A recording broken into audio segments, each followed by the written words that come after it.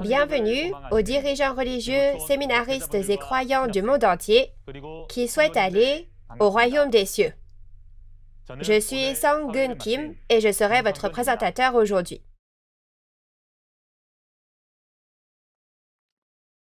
Nous souhaitons sincèrement la bienvenue à tous ceux qui assistent à la conférence en ligne de Nouveau Ciel, Nouvelle Terre Shincheonji, témoignage sur la révélation de l'Ancien Testament et celle du Nouveau Testament par chapitre.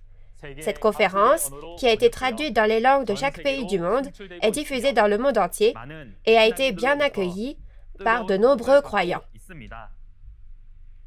J'espère que ce sera pour vous un moment précieux qui vous permettra de réaliser clairement la volonté promise de Dieu et découvrir le royaume des cieux à travers les paroles de témoignage d'aujourd'hui. Avant la conférence, nous allons rassembler nos cœurs et prier Dieu le Père.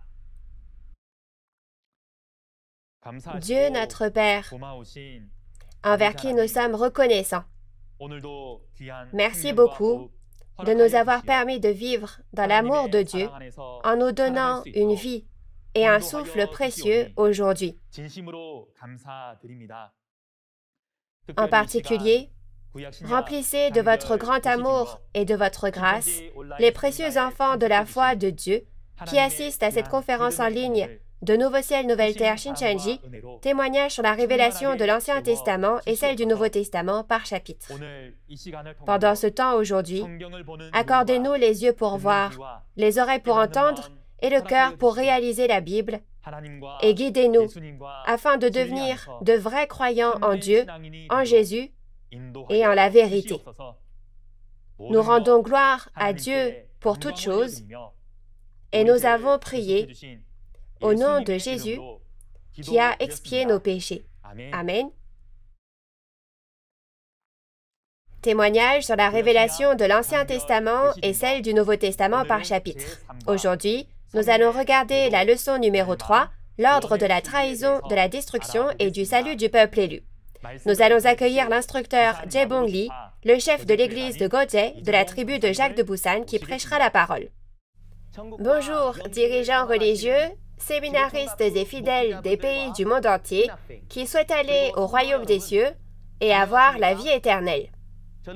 Je suis Jae-Bong Lee, le chef de l'église de Gojae de la tribu de Jacques de Busan, de Nouveau Ciel, Nouvelle Terre Shincheonji, Église de Jésus. Merci beaucoup de participer à la conférence en ligne de Nouveau Ciel, Nouvelle Terre Shincheonji, témoignage sur la révélation de l'Ancien Testament et celle du Nouveau Testament par chapitre. La parole sur laquelle vous méditerez avec moi aujourd'hui est la leçon intermédiaire numéro 3, l'ordre de la trahison, de la destruction et du salut du peuple élu. La référence principale sera Ésaïe chapitre 1, verset 1, au chapitre 2, verset 4, et dans le Nouveau Testament, 2 Thessaloniciens chapitre 2. Étant donné que les dirigeants religieux qui regardent maintenant cette vidéo ont beaucoup lu la Bible, certains d'entre vous connaissent peut-être bien l'ordre de la trahison, de la destruction et du salut du peuple élu, et certains ne le connaissent peut-être pas. Mais j'espère que vous écouterez mon cours aujourd'hui et découvrirez la réponse à la volonté de Dieu. Parlons d'abord de la raison pour laquelle nous allons méditer sur la référence principale. Cette dernière, Ésaïe chapitre 1, est une prophétie de l'Ancien Testament, et ce sont les événements qui s'accompliront au premier avènement de Jésus, environ 700 ans après que la prophétie a été faite. Cependant, dans les paroles d'Ésaïe chapitre 2, versets 1 à 4, sont consignés non seulement les événements du premier avènement, mais aussi ceux qui auront lieu au second avènement. Nous regardons Ésaïe chapitre 1, qui s'est accompli à l'époque de Jésus lors du premier avènement, afin de comparer la parole de la référence principale avec la réalité du monde de la foi d'aujourd'hui et de l'utiliser comme un miroir pour les croyants de l'époque actuelle. Ainsi, en écoutant la conférence, il vous faudra également comparer avec la situation du monde des églises aujourd'hui. Jésus a dit que le second avènement est la fin du monde.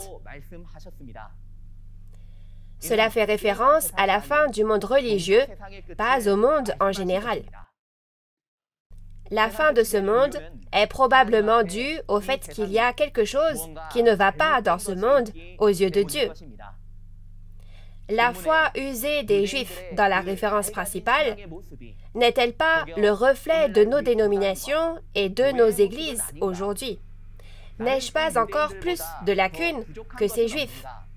Comparez, et j'espère que ce sera un moment précieux pour vous, au cours duquel vous dialoguerez avec Dieu à travers la parole et serez renouvelés. Alors, lisons ensemble Ésaïe chapitre 1, verset 1. C'est la vision sur Juda et Jérusalem. Je vais lire. Vision d'Ésaïe, fils d'Amos, sur Juda et Jérusalem durant les règnes d'Ozias, de Jotham, d'Akaz et d'Ézéchias sur Juda. Amen. Nous allons regarder point par point concernant Ésaïe le transcripteur, le lieu des événements et même ce que signifie le mot vision. Premièrement, il est dit que le transcripteur est le fils d'Amos, le prophète Ésaïe.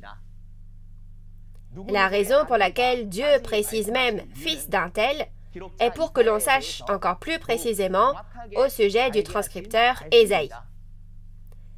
Et comme Ésaïe était un homme du temps d'Ozias, de Jotham, d'Akaz et d'Ézéchias, roi de Juda, on peut voir que la référence principale d'Ésaïe est une parole qui a été écrite il y a environ 2700 ans. Et si on regarde ce qui y est consigné, en un mot, c'est une vision. Une vision sur Juda et Jérusalem y est consignée. Une vision signifie que ce n'est pas l'écriture de la réalité ou de l'accomplissement physique, mais en tant que chose spirituelle, c'est une parole concernant les événements futurs. Dans ce cas, nous devons bien comprendre que le contenu des chapitres d'Ésaïe 1 à 66 n'est pas l'écriture de l'accomplissement physique, mais ce qui a été consigné après avoir vu une vision. Ensuite, nous allons regarder de plus près la réalité de la vie de foi en Juda et à Jérusalem. La réalité de la vie de foi en Juda et à Jérusalem au temps où le livre d'Ésaïe a été écrit est comme dans 1er Roi chapitre 11. Salomon adore les dieux païens et pêche devant Dieu. Parce que le roi d'Israël Salomon a péché devant Dieu, toute la nation d'Israël a fini par pécher devant Dieu. Comme dans le premier article de la loi, Dieu a dit « Vous n'adorerez pas d'autres dieux que Dieu », le fait qu'ils ont servi les dieux païens est une trahison. Concernant cet événement, Osée 6, verset 7 dit « Ils ont violé l'alliance comme Adam ». En raison de cet incident, les 11 tribus du Nord ont été complètement détruites par l'Assyrie, puis la tribu de Juda aussi s'est faite détruire. La référence principale d'Ésaïe est la parole de Dieu, selon laquelle même la dernière tribu restante de Juda sera détruite par les païens. Ensuite, lisons ensemble la parole d'Ésaïe, chapitre 1, versets 2 à 4. Ciel, écoute, terre, prête l'oreille. En effet, l'Éternel parle. J'ai nourri et élevé des enfants, mais ils se sont révoltés contre moi. Le bœuf connaît son propriétaire et l'âne la mangeoire de son maître. Cependant, Israël ne connaît rien, mon peuple n'a pas d'intelligence. Malheur à la nation pécheresse, au peuple chargé de fautes, à la lignée des méchants, aux enfants corrompus. Ils ont abandonné l'Éternel, ils ont méprisé le Saint d'Israël, ils ont fait volte-face. Les paroles jusqu'au verset 4 montrent la trahison de l'alliance du peuple élu, nourri et élevé. Premièrement, Dieu dit « Ciel, écoute, terre, prête l'oreille ».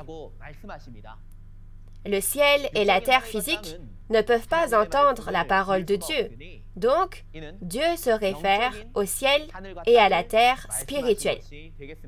Ainsi, le ciel désigne les esprits du monde spirituel du ciel et la terre désigne les hommes faits de terre, les chairs. C'est Dieu qui ordonne d'écouter et ceux qui doivent écouter sont les esprits du ciel et les hommes de ce monde. Quel type de contenu Dieu demande-t-il d'écouter? Il a dit aux Juifs qui ne connaissaient pas Dieu, ne réalisaient pas Dieu et se rebellaient contre Dieu, c'est-à-dire les hommes de la tribu de Juda, écoutez. Plus en détail, il s'agit de la réalité de la foi corrompue du judaïsme lors du premier avènement, environ 700 ans après la rédaction de cette prophétie. Afin de comprendre la réalité du premier avènement tel qu'énoncé dans la référence principale, si nous regardons le contenu de Jean 8, nous pouvons voir qu'il y avait une dispute entre Jésus et les Juifs. Quelle était donc la raison de leur dispute? Jésus est venu au premier avènement et a proclamé la loi de la liberté. Les Juifs, à l'inverse, revendiquaient la loi de Moïse. Il y a eu une dispute parce que les affirmations des uns et des autres étaient différentes. Mais Jésus n'est-il pas celui qui est avec Dieu? C'est un acte de rébellion contre Dieu et de trahison devant Dieu pour les Juifs de se disputer avec Jésus qui était avec Dieu. La raison pour laquelle il y a une dispute entre Nouveau Ciel, Nouvelle Terre, Shincheonji et les églises protestantes aujourd'hui est que Nouveau Ciel, Nouvelle Terre, Shincheonji prêche le témoignage sur la prophétie et l'accomplissement de l'Apocalypse, c'est-à-dire la parole révélée du Nouveau Testament accomplie, et les églises protestantes ne prêchent que les choses anciennes du premier avènement et les rudiments de la parole de Christ. On peut voir qu'il y a une dispute en raison d'affirmations différentes. Cependant, qu'il s'agisse du premier ou du second avènement, nous devons savoir qu'il est nécessaire de mettre de côté nos propres affirmations, de s'humilier encore et encore devant Dieu et Jésus et devant la parole de la Bible, et d'apprendre la parole révélée qui nous a été ouverte à cette époque. Ensuite, regardons le verset 4. Dieu dit que c'est une nation pécheresse, un peuple chargé de fautes et des enfants dont les œuvres sont corrompues. Si nous nous tournons vers Ésaïe 5, versets 1 à 2, pour plus de détails, Dieu dit qu'il a planté un plant de vigne délicieux, qu'il en a pris grand soin et qu'il voulait qu'il porte de bons fruits. Mais il se lamente en se demandant pourquoi il a donné de mauvais raisins, soit des raisins sauvages. Cela ne fait pas référence à un plant, soit à un arbre physique, mais Dieu a dit que l'arbre représente les hommes de la tribu de Juda dans Ésaïe chapitre 5, verset 7. Alors cela signifie que Dieu voulait que le peuple de Juda, qui était comme un arbre, produise de bons fruits, c'est-à-dire pratique la justice. Si le contraire du bon fruit est le fruit soit le raisin sauvage, alors le fait qu'ils ont donné du raisin sauvage signifie qu'ils ont commis l'injustice et les mauvaises actions et qu'ils ont péché. Pour mieux comprendre cela, si nous regardons dans Jean chapitre 1, verset 11, nous pouvons savoir que Jésus est venu dans son propre pays, chez les siens, mais que les Juifs ne l'ont pas reçu et l'ont persécuté. Les Juifs étaient ceux qui croyaient aux promesses de l'Ancien Testament, attendaient tant la venue de Dieu et l'apparition du Messie, mais parce qu'ils ne connaissaient pas les promesses faites à travers les prophètes de l'Ancien Testament, ils ont persécuté l'œuvre de Jésus et l'ont même finalement crucifié. Accepter Jésus, n'était-ce pas précisément pratiquer la justice? Le fait qu'ils n'ont pas accepté Jésus et l'ont persécuté est un acte d'injustice et c'est le contenu du premier avènement qui est l'accomplissement des paroles selon lesquelles ils sont des enfants dont les actes sont corrompus. Des événements similaires à ceux de la référence principale ont lieu aussi aujourd'hui. Lorsque le temps de l'accomplissement de l'Apocalypse vient, comme dans la parole d'Apocalypse 1:20, l'Église des 7 étoiles et des 7 chandeliers d'or apparaît, et les pasteurs et les fidèles de l'Église des 7 chandeliers d'or apparaissent. Il est dit qu'ils ont œuvré dans la main droite de Jésus. Nous pouvons donc savoir que les pasteurs et le peuple de l'Église des 7 étoiles et des 7 chandeliers d'or sont le peuple élu lors de l'accomplissement de l'Apocalypse. Cependant, comme les hommes de la tribu de Juda dans la référence principale, ils trahissent aussi. Dans Apocalypse 2 et 3, il est dit qu'ils reçoivent les enseignements des Nicolaïtes, mangent les viandes sacrifiées aux idoles et commettent l'impudicité avec l'esprit de Satan. C'est donc la trahison qui a lieu aujourd'hui.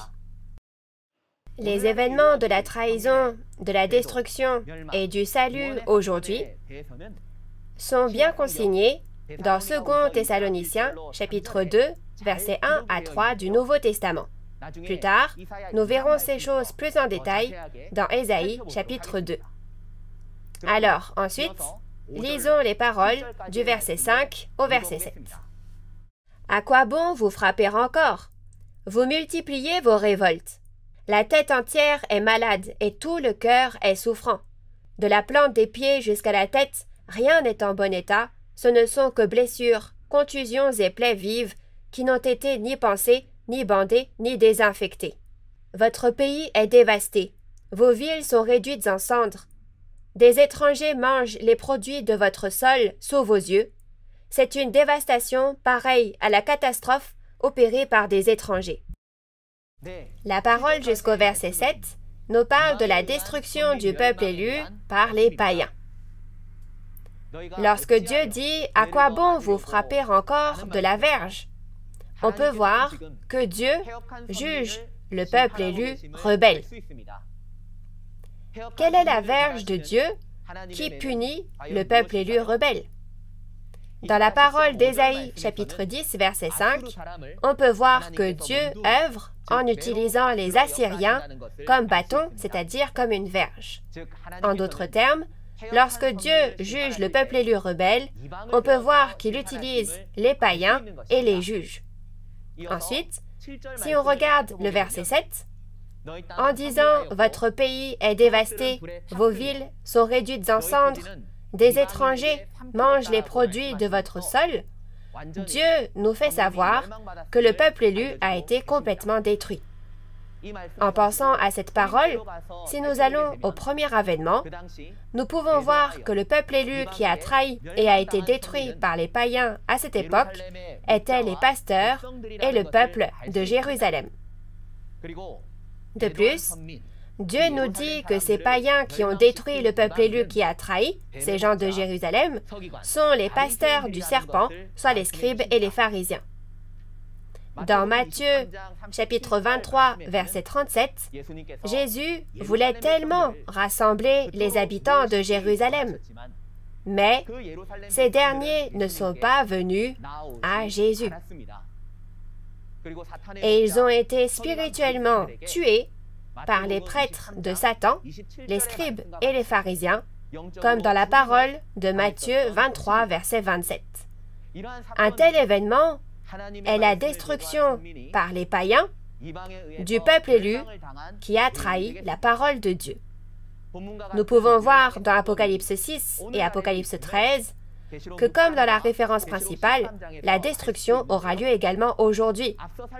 Les pasteurs et le peuple du tabernacle des 7 chandeliers d'or que nous avons vus plus haut reçoivent les enseignements des Nicolaïtes, commettent l'impudicité avec l'esprit de Satan et mangent des viandes sacrifiées aux idoles.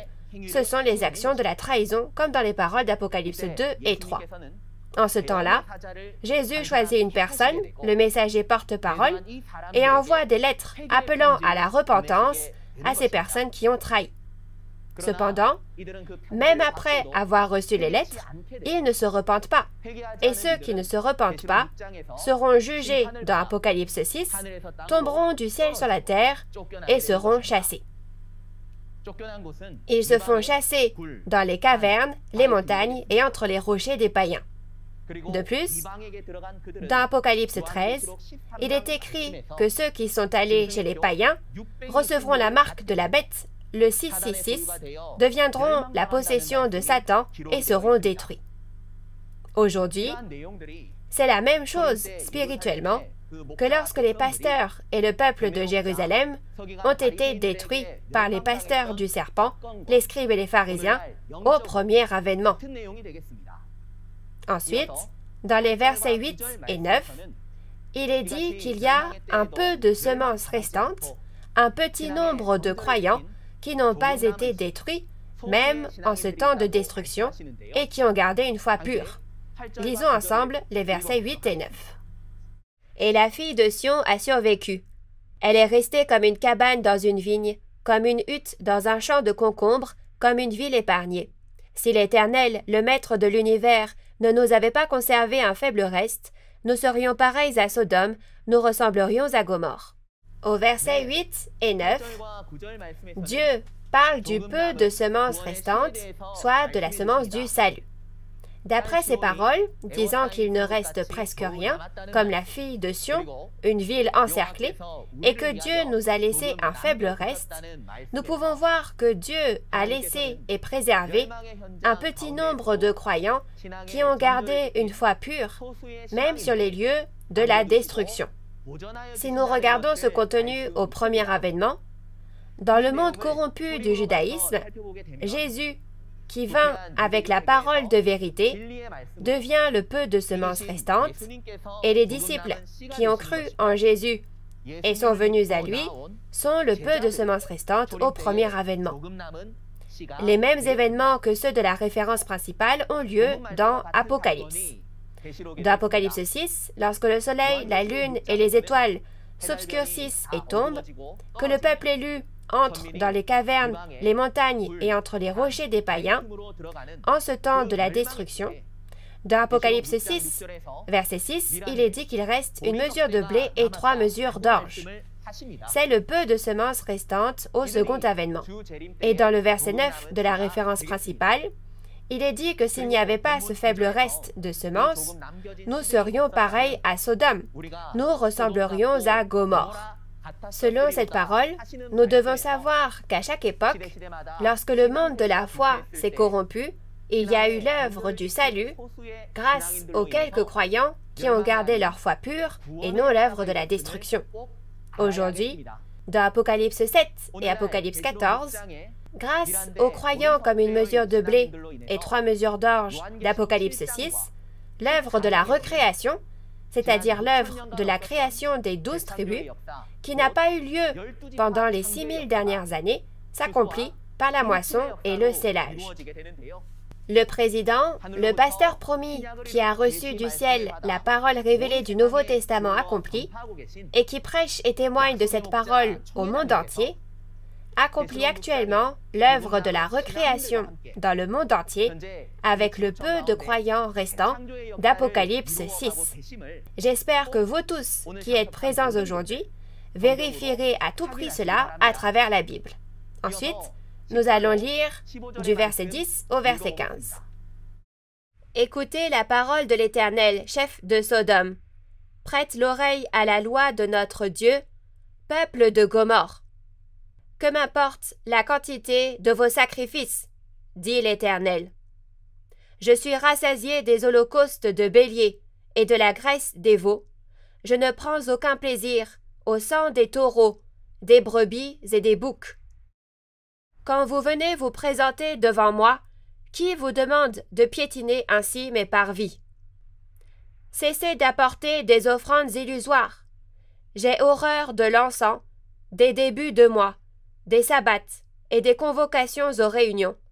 Je ne supporte pas de voir l'injustice associée aux célébrations. Je déteste vos débuts de mois et vos fêtes. C'est un fardeau qui me pèse. Je suis fatigué de les supporter. Quand vous tendez les mains vers moi, je détourne mes yeux de vous. Même quand vous multipliez les prières, je n'écoute pas. Vos mains sont pleines de sang. Dieu dit dans les paroles jusqu'au verset 15 qu'il n'accepte pas le culte et les prières du peuple élu qui a trahi. La raison pour laquelle Dieu dit aux hommes de la tribu de Juda, chef de Sodome, peuple de Gomorre, est que le peuple élu de Juda est devenu un avec les païens et ils sont eux-mêmes devenus des païens. Dieu dit qu'il ne prend aucun plaisir au sacrifice de ceux qui ont péché et sont devenus un avec les païens, et il dit de ne pas apporter de vains sacrifices et qu'il a horreur des rassemblements lors des débuts de mois, des sabbats et des convocations aux réunions. Il fait référence au début de mois et au sabbat, c'est-à-dire le fait de se rassembler pour offrir des sacrifices à Dieu, et aujourd'hui, c'est le fait de se rassembler pour donner un culte à Dieu. Ainsi, Dieu dit qu'il n'accepte pas le culte et les sacrifices du peuple élu rebelle, qui est devenu un avec les païens et qui est devenu lui-même païen. Et au verset 15, Dieu dit « Vos mains sont pleines de sang ». Il dit qu'il n'écoute pas leurs prières, à eux qui sont tachés de sang. On retrouve le même contenu dans la parole d'Apocalypse 18, verset 24. Il est dit que le sang de tous les martyrs a été trouvé dans la ville de Babylone.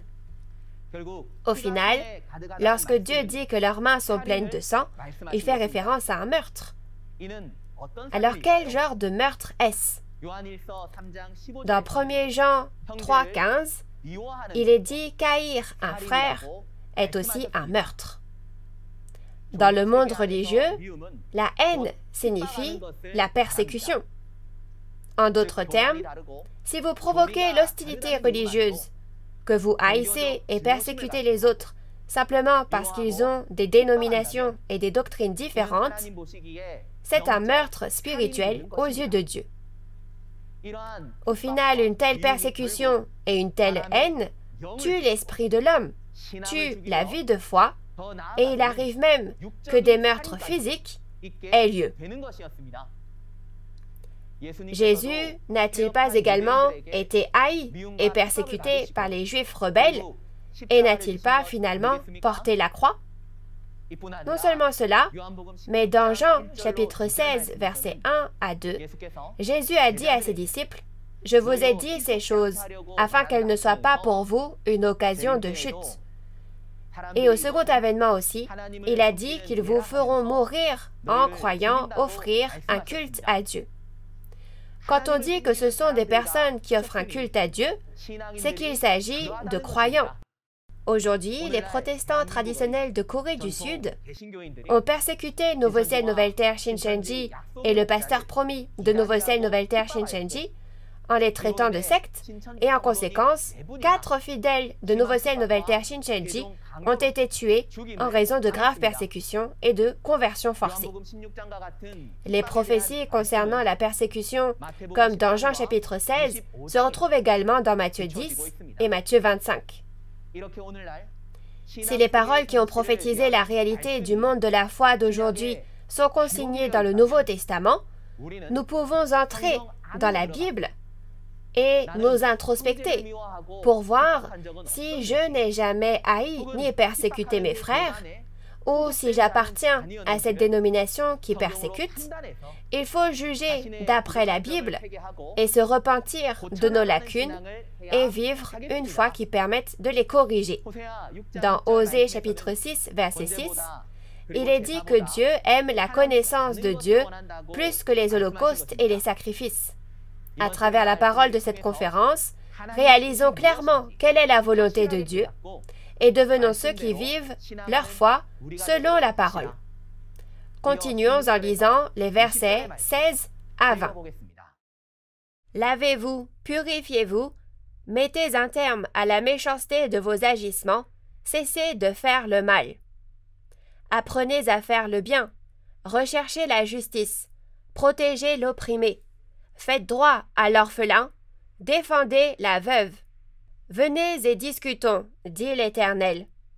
Même si vos péchés sont couleur cramoisie, ils deviendront blancs comme la neige. Même s'ils sont rouges comme la pourpre, ils deviendront clairs comme la laine. Si vous voulez bien écouter, vous mangerez les meilleurs produits du pays, mais si vous refusez et vous montrez rebelle, vous serez dévorés par l'épée. Oui, c'est l'Éternel qui l'affirme.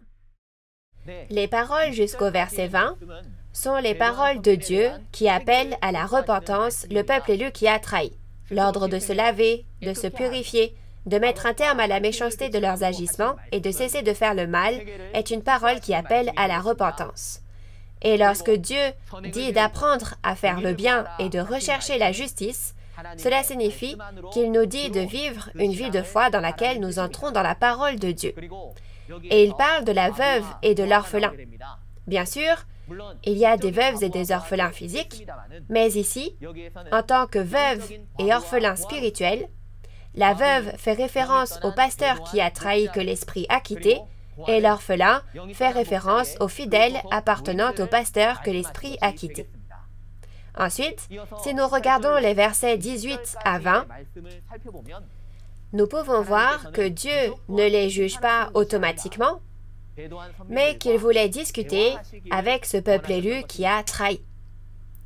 Comme Dieu a dit que si nous discutons, même si vos péchés sont couleur cramoisie, ils deviendront blancs comme la neige et clairs comme la laine, cela signifie que la volonté de Dieu est d'accorder le pardon des péchés et le salut à travers le dialogue.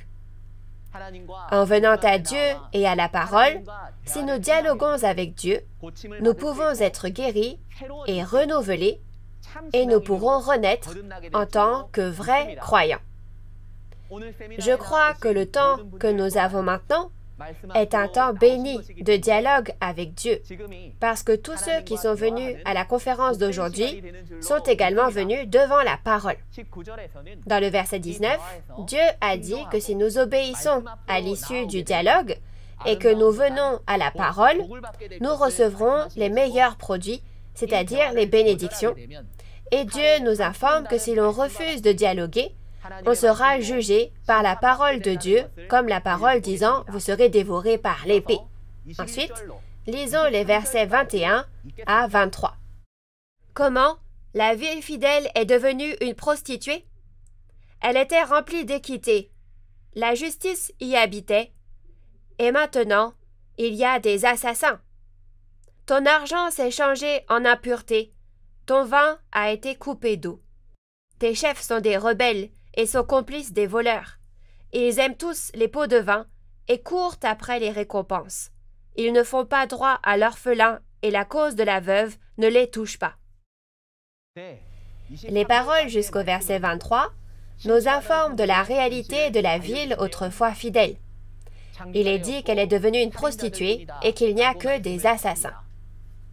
La prostituée est une prostituée spirituelle qui commet l'impudicité avec l'esprit de Satan et fait référence à une personne qui a reçu la semence de Satan. Lorsque Dieu parle de meurtrier, il y a bien évidemment le meurtre physique, mais comme je l'ai dit plus tôt, haïr et persécuter son frère revient à être un meurtrier spirituel. Et Dieu dit que l'argent s'est changé en impureté et que le vin est coupé avec de l'eau. Cela signifie que les paroles du monde ont été mélangées à la parole de Dieu et que c'est devenu la fausse vérité. Lorsque vous entendez ce genre de paroles, il faut réfléchir profondément et se demander si les conférences et les sermons de notre dénomination et de notre Église sont vraiment la vérité parfaite, ou bien si les paroles du monde sont mélangées à la parole de Dieu. Et au verset 23, Dieu parle des chefs. Lorsqu'il parle de chefs, il parle de dirigeants, soit de prêtres. Dieu a dit que les prêtres de Jérusalem sont rebelles, complices des voleurs et aiment les pots de vin et courent après les récompenses, ce qui signifie qu'ils sont devenus des personnes qui aiment l'argent. Les dirigeants qui sont censés guider le peuple sont encore plus rebelles dans leur foi. Ils devraient travailler pour les personnes faibles et impuissantes, mais au lieu de le faire, ils ne pensent qu'à leur propre intérêt. C'est la réalité de leur foi corrompue qui a quitté Dieu et la parole de Dieu. Aujourd'hui aussi, comme dans Apocalypse 9, verset 21, il est dit qu'il y a des meurtres, des enchantements, de l'impudicité et du vol spirituel dans le monde de la foi. Mais bien qu'on le leur dise, Dieu a dit que les hommes ne se repentent pas. L'Apocalypse concerne particulièrement le monde de la foi d'aujourd'hui. Nous devons donc absolument examiner notre propre foi en prenant ces paroles comme un miroir et un avertissement. Ensuite, nous allons lire les versets 24 à 27. C'est pourquoi, voici ce que déclare le Seigneur l'Éternel, le Maître de l'univers, le Dieu fort d'Israël. Je prendrai ma revanche sur mes adversaires, je me vengerai de mes ennemis, je porterai de nouveau la main contre toi, je te débarrasserai de tes impuretés, comme avec de la potasse, et j'éliminerai toutes tes parcelles de plomb.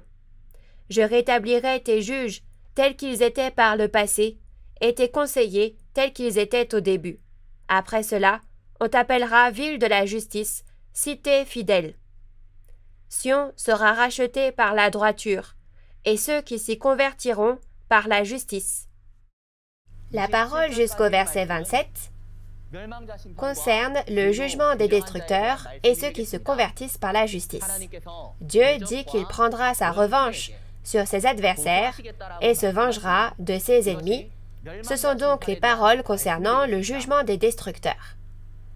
Lorsque les destructeurs seront jugés, Dieu a dit que parmi le peuple de Dieu, qui était captif des destructeurs, ceux qui entendent la parole de Dieu et sortent, verront toutes leurs impuretés et leurs parcelles de plomb enlevées.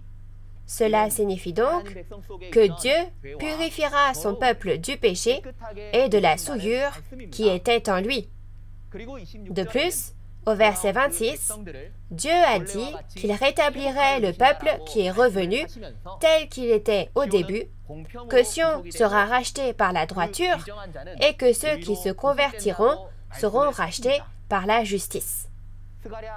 Dans Zacharie 2, verset 7, le peuple de Dieu est appelé Sion. Cela signifie que le peuple de Dieu qui revient au temps du jugement sera racheté par la droiture et sauvé. Cependant, qui sont ceux qui ne se repentent pas jusqu'à la fin, même en ce temps où les destructeurs sont jugés, et que leur arrivera-t-il? Lisons les versets 28 à 31. Mais la ruine atteindra en une seule fois les rebelles et les pécheurs, et ceux qui abandonnent l'Éternel disparaîtront. Oui, on aura honte des térébintes auxquels vous prenez plaisir, et vous rougirez des jardins que vous avez choisis, car vous serez pareils à un térébinthe au feuillage fané, à un jardin dépourvu d'eau. L'homme fort deviendra pareil au chanvre, et son activité pareille à une étincelle. Ils brûleront tous les deux ensemble, et il n'y aura personne pour éteindre ce feu. La parole jusqu'au verset 31 concerne le résultat de ceux qui ne se repentent pas jusqu'à la fin, même lorsque Dieu juge les destructeurs et qu'il sauve le peuple élu de Dieu qui était captif. Il est dit que tous les rebelles, les pécheurs et ceux qui abandonnent Dieu seront détruits. Et il parle aussi des térébintes et des jardins que ces derniers ont choisis. Les térébintes font référence aux faux pasteurs, les destructeurs, qui sont comme l'arbre du bien et du mal, et les jardins que le peuple élu qui a trahi a choisi, après avoir abandonné Dieu, représentent le royaume païen, la dénomination des destructeurs. Quand il est dit qu'ils auront honte à cause de cela, cela signifie que le peuple élu de Dieu, ayant abandonné Dieu et choisi les païens, connaîtra une honte et un jugement éternel. Et quand il est dit qu'ils seront comme un térébinthe au feuillage fané, cela signifie que les esprits du peuple élu qui a trahi mourront comme un térébinthe fané, et la parole disant que le tabernacle du peuple élu qui a trahi deviendra comme un jardin dépourvu d'eau, informe de la destruction de leur tabernacle. Le fait que Dieu a dit que les activités des traîtres et des destructeurs sont pareilles à une étincelle, qu'ils brûleront tous ensemble et qu'il n'y aura personne pour éteindre ce feu, signifie que les traîtres et les destructeurs seront tous éternellement jugés par le feu. De cette manière, dans Ésaïe chapitre 1, il est écrit concernant la trahison et la destruction du peuple élu, le jugement des destructeurs et Sion, le peuple de Dieu qui a été racheté par la droiture. Alors, Qu'est-il arrivé au peuple de Dieu qui a été ainsi sauvé? Lisons Ésaïe chapitre 2, versets 1 à 3. Prophétie d'Ésaïe, fils d'Amos, sur Juda et Jérusalem. Il arrivera, dans l'avenir, que la montagne de la maison de l'Éternel sera fondée au sommet des montagnes. Elle s'élèvera au-dessus des collines, et toutes les nations y afflueront. Des peuples s'y rendront en foule et diront: Venez, montons à la montagne de l'Éternel, à la maison du Dieu de Jacob. Il nous enseignera ses voies, et nous marcherons dans ses sentiers. En effet, c'est de Sion que sortira la loi, et de Jérusalem la parole de l'Éternel. La parole du verset 1 jusqu'au verset 3 concerne le lieu où toutes les nations viendront apprendre. Ésaïe chapitre 2 verset 1 mentionne également Juda et Jérusalem.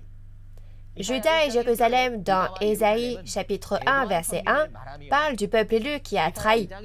Et Juda et Jérusalem dans Ésaïe chapitre 2 verset 1 sont le peuple élu recréé après la trahison et la destruction, soit le nouveau royaume et le nouveau peuple de Dieu. Et le verset 2 nous parle des derniers jours et de la montagne du temple de l'Éternel. Les derniers jours ne correspondent pas à la fin du monde physique, mais à la fin du monde religieux, et la montagne du temple de l'Éternel est la montagne de Sion spirituelle, ce qui signifie le temple de Dieu. De plus, au verset 3, la montagne du temple de l'Éternel apparaît, et son nom est la montagne de Sion.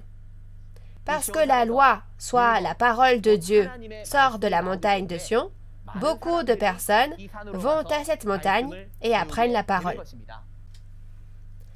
Le fait que la parole de Dieu sorte de cette montagne de Sion nous permet de savoir que Dieu, qui est la parole, se trouve à Sion. Dans Zacharie chapitre 8, verset 3, il est dit aussi que Dieu reviendra à Sion. Où se trouve exactement cette montagne de Sion où Dieu, qui est la vie, revient? Dans Ésaïe chapitre 60, verset 14, Dieu a dit: « Ils t'appelleront ville de l'Éternel, Sion du Saint d'Israël. » Donc, la personne choisie par Dieu, soit le pasteur promis, devient Sion spirituel. Si nous regardons ce qu'il en est de Sion au premier avènement, Jésus, qui est venu en tant que lumière et qui était avec Dieu, était Sion au premier avènement. Et au premier avènement, l'organisation composée des fidèles appartenant à Jésus était aussi la montagne de Sion. Alors maintenant, regardons la réalité de la montagne de Sion qui s'élèvera dans les derniers jours à travers les prophéties du Nouveau Testament. Lisons les paroles de 2 Thessaloniciens chapitre 2, versets 1 à 3. Pour ce qui concerne l'avènement de notre Seigneur Jésus-Christ et notre réunion avec lui, nous vous prions, frères, de ne pas vous laisser facilement ébranler dans votre bon sens et de ne pas vous laisser troubler, soit par quelque inspiration, soit par quelque parole ou par quelque lettre qu'on dirait venir de nous, comme si le jour du Seigneur était déjà là. Que personne ne vous séduise d'aucune manière, car il faut que l'apostasie soit arrivée auparavant et qu'on ait vu paraître l'homme du péché, le fils de la perdition. Dans les paroles de 2 Thessaloniciens chapitre 2, versets 1 à 3 que vous avez lus, Dieu est en train d'annoncer qu'au second avènement du Seigneur aussi, il y a la trahison, la destruction et le salut, tout comme dans le livre d'Ésaïe. Alors regardons concernant l'œuvre de la trahison, de la destruction et du salut dans les prophéties des 4 évangiles du Nouveau Testament. Dans la parole de Matthieu 25, versets 15 à 16, il est dit que lorsque l'on verra l'abomination de la destruction établie en lieu saint, que celui qui lit fuit dans la montagne. De plus, dans Matthieu 13, versets 24 à 30, versets 36 et verset 43, Jésus parle de l'ensemencement de 2 types de semences et du temps de la moisson. Il a dit que lorsque le temps de la moisson viendra, parmi les 2 types de semences qui ont été semées, Seuls ceux nés de la semence de Dieu, soit les fils du royaume des cieux, seront moissonnés et iront à la grange, soit au royaume de Dieu. Le royaume de Dieu, où ses fruits moissonnés sont rassemblés, est la montagne dont il est question dans la référence principale d'aujourd'hui, Ésaïe 2 et Apocalypse 14, soit la montagne de Sion. Alors maintenant, vérifions dans la parole de l'Apocalypse de Jean le processus par lequel cette montagne de Sion s'accomplit. Comme nous l'avons vu dans Ésaïe chapitre 1 ci-dessus, dans l'église des 7 étoiles et des 7 chandeliers d'or apparaissant dans Apocalypse 1, 2 et 3, les pasteurs et le peuple ont mangé les viandes sacrifiées aux idoles et commis l'impudicité avec le Dieu du diable, comme la parole dans Apocalypse 2 et 3. Par conséquent, il y a trahison. Donc, au temps de l'accomplissement de l'Apocalypse, les traîtres sont les pasteurs et les fidèles de l'église des 7 chandeliers d'or. Ils seront jugés par Dieu selon les paroles d'Apocalypse 6 et Apocalypse 13, et de plus, ils seront complètement détruits par les destructeurs païens. En ce temps-là, le destructeur qui détruit l'église des 7 chandeliers d'or est la bête à 7 têtes et 10 cornes, Babylone, mentionnée dans Apocalypse 13, Apocalypse 17 et Apocalypse 18. En ce temps où la trahison et la destruction apparaissent dans la réalité, selon Apocalypse 14, 14 à 16, les anges moissonneurs moissonneront les croyants comme du bon grain vers la montagne de Sion, dans Apocalypse 14, sur les lieux de la trahison et de la destruction. Sur cette montagne de Sion, il y a le trône de Dieu, Jésus l'agneau, et aussi les premiers fruits mûrs moissonnés. Il est dit que sur le front de ces premiers fruits mûrs sont écrits les noms de Dieu et de Jésus. Ils sont le royaume et les prêtres de Dieu, les 12 tribus du nouvel Israël spirituel, marqués du sceau de Dieu dans Apocalypse 7. La chose la plus importante est que ce peuple des 12 tribus moissonnés et scellés dans Apocalypse 7 et 14 sont les fils du royaume des cieux dont on parle dans Matthieu 13. Ils sont ceux qui ont été moissonnés et ceux qui sont sauvés à cette époque et qui héritent du royaume des cieux et de la vie éternelle. À l'inverse, le peuple élu qui a trahi a reçu la marque de la bête et a été chassé chez les païens, comme dans Apocalypse 6 et Apocalypse 13. Bien qu'ils aient vu la destruction, ils n'ont pas cru en la parole ni en son accomplissement physique, n'ont pas fui vers la montagne et n'ont pas été moissonnés. À cause de cela, ils finiront par être détruits par la bête et entreront dans le châtiment de l'étang de feu et de soufre de l'enfer. C'est le résultat de ceux qui ne sont pas moissonnés. Alors pour finir, nous allons lire la parole d'Ésaïe chapitre 2 verset 4. « Il sera le juge des nations, l'arbitre d'un grand nombre de peuples. Ceux-ci mettront en pièces leurs épées pour en faire des socs de charrues et leurs lances pour en faire des serpes. Aucune nation ne prendra plus les armes contre une autre, et l'on n'apprendra plus à faire la guerre. » Ésaïe chapitre 2 verset 4 est une parole dans laquelle il est dit que l'on mettra en pièces les lances pour en faire des serpes, signifiant que les guerres cesseront et qu'un monde de paix s'accomplira. Il est dit qu'aucune nation ne prendra plus les armes contre une autre et que l'on n'apprendra plus à faire la guerre. Dans les paroles d'Ésaïe 52, verset 7, Dieu a également promis un monde de paix dans lequel les guerres ont pris fin, un monde dans lequel Dieu règne. Ce genre de belle époque, c'est Dieu qui revient au nouveau ciel et à la nouvelle terre, comme il l'a dit dans Apocalypse 21.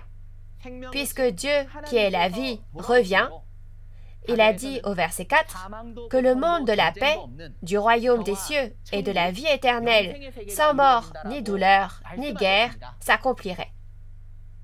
À Nouveau Ciel, Nouvelle Terre, Shincheonji, se trouve le pasteur promis qui a combattu et vaincu le groupe du dragon, comme dans Apocalypse 12, et a reçu toutes les 12 bénédictions promises dans Apocalypse 2 et 3.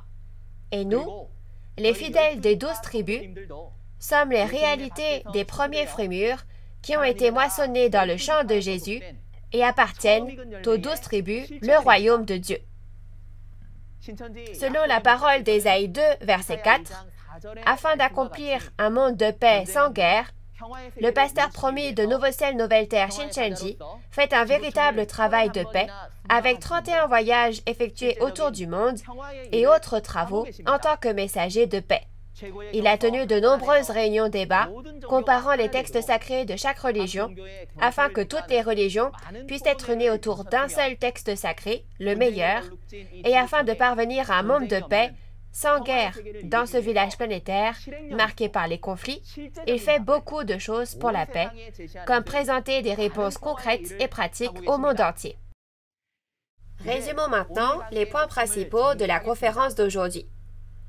Nous avons appris le processus de création du nouveau royaume de Dieu, la montagne de Sion, qui s'élèvera dans les derniers jours, selon l'ordre de la trahison, de la destruction et du salut, à travers la parole du livre d'Ésaïe et celle de 2 Thessaloniciens chapitre 2. Et la montagne de Sion, le royaume de Dieu, n'est pas quelque chose qui apparaît juste comme ça, mais selon le processus de la Bible, les fruits mûrs nés de la semence semée par Jésus au premier avènement sont moissonnés et scellés aujourd'hui après la trahison et la destruction, et c'est ainsi qu'elle est créée. Et cette montagne de Sion, qui est créée en tant que nouvel Israël spirituel d'Apocalypse 7, doit absolument avoir 12 tribus. Ce sont des preuves concluantes qui peuvent témoigner de la montagne de Sion. N'importe quel endroit ne peut devenir la montagne de Sion. Cette dernière doit absolument apparaître après la trahison et la destruction. Elle doit être créée en moissonnant et en scellant, et elle doit être organisée en 12 tribus pour être la montagne de Sion que Dieu a promise dans la Bible. Aujourd'hui, au temps de l'accomplissement de l'Apocalypse, ce salut s'accomplit à travers le vainqueur et les 12 tribus de Nouveau Ciel, Nouvelle Terre, Shincheonji, en Corée du Sud. Il faut donc absolument que vous le vérifiez avec la parole de la Bible et que nous devenions tous des croyants bénis qui reçoivent les bénédictions du royaume des cieux et de la vie éternelle. La prochaine fois, un instructeur plus compétent que moi viendra témoigner de la parole intitulée « Le livre scellé et la révélation de l'Ancien Testament et ceux du Nouveau Testament ». J'espère que vous y assisterez à tout prix et que ce sera un temps précieux au cours duquel vous recevrez la grâce et réaliserez. Maintenant, dans le sens où nous sommes un en Dieu et en Jésus, je vais clamer « We are one », nous sommes un et nous allons prier. Nous sommes un en Dieu et en Jésus. We are one. Nous sommes un. Nous allons finir ici la parole et nous allons prier. Dieu notre Père très saint, envers qui nous sommes reconnaissants, nous vous remercions sincèrement de nous avoir permis de tenir dans le monde entier aujourd'hui également la conférence en ligne de Nouveau Ciel, Nouvelle Terre, Shincheonji, témoignage sur la révélation de l'Ancien Testament et celle du Nouveau Testament par chapitre. Notre Père, s'il vous plaît, souvenez-vous des dirigeants religieux, séminaristes et nombreux fidèles qui ont assisté à cet événement. Aujourd'hui, nous avons médité à propos de la leçon intermédiaire numéro 3, l'ordre de la trahison, de la destruction et du salut du peuple élu.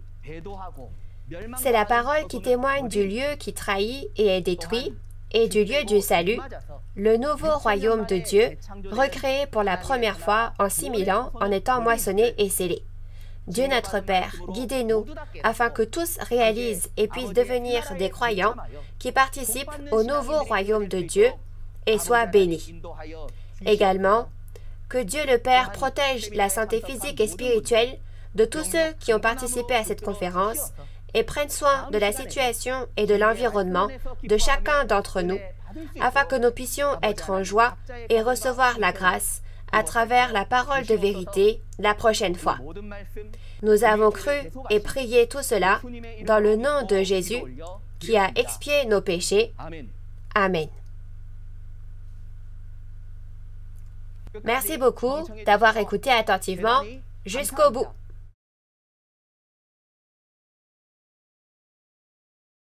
Il a été dit que le livre prophétique est un livre scellé, Parce que personne ne sait, jusqu'à ce qu'il soit accompli, n'est-ce pas? Comment le livre scellé et la révélation du Nouveau Testament sont-ils apparus? Et quelle est la révélation du Nouveau Testament? Il n'y a pas de royaume des cieux ni de salut sans passer par la révélation, n'est-ce pas? Le secret du royaume des cieux est l'Apocalypse de Jean, caché en parabole. À qui l'ange a-t-il donné ce livre qu'il a reçu? Je prie au nom de Jésus afin que vous puissiez tous devenir les précieux membres de la famille de la foi du monde entier qui reçoivent la parole révélée donnée. Chers auditeurs, avez-vous reçu beaucoup de grâce à travers la parole aujourd'hui? La prochaine fois, nous vous prêcherons la parole de la leçon numéro 4, intitulée « Le livre scellé et la révélation de l'Ancien Testament et ceux du Nouveau Testament ». J'espère que vous assisterez à la prochaine conférence aussi, réaliserez la véritable volonté et le cœur de Dieu à travers la parole de la promesse, et que nous deviendrons les membres de la famille du royaume des cieux qui vivent ensemble dans le royaume de Dieu. Même si les croyants du monde entier sont de nationalités, d'origine et de langues différentes, hommes et femmes, ils ont le même amour sincère pour la parole de Dieu. Nous croyons que nous sommes un dans l'amour de Dieu et dans la parole de vérité. Afin de devenir un dans la parole, les écoles de théologie et les dirigeants religieux du monde entier veulent signer un protocole d'entente avec Nouveau Ciel Nouvelle Terre Shincheonji et beaucoup sont encore en cours de signature. Si vous avez d'autres questions sur l'Église Nouveau Ciel Nouvelle Terre Shincheonji et la parole, n'hésitez pas à nous contacter par téléphone. Nous vous guiderons en détail et avec amabilité. Enfin, je voudrais remercier les dirigeants religieux, les séminaristes et les croyants du monde entier qui ont honoré l'événement par leur présence. Je prie pour que vous soyez toujours remplis de la grâce de Dieu.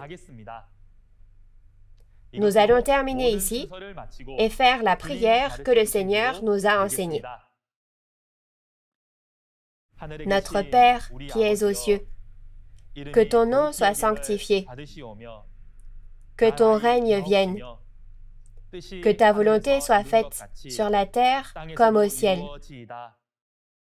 Donne-nous aujourd'hui notre pain de ce jour. Pardonne-nous nos offenses, comme nous pardonnons aussi à ceux qui nous ont offensés. Et ne nous laisse pas entrer en tentation, mais délivre-nous du mal. Car c'est à toi qu'appartiennent le règne, la puissance et la gloire au siècle des siècles. Amen. Merci à tous ceux qui ont été avec nous.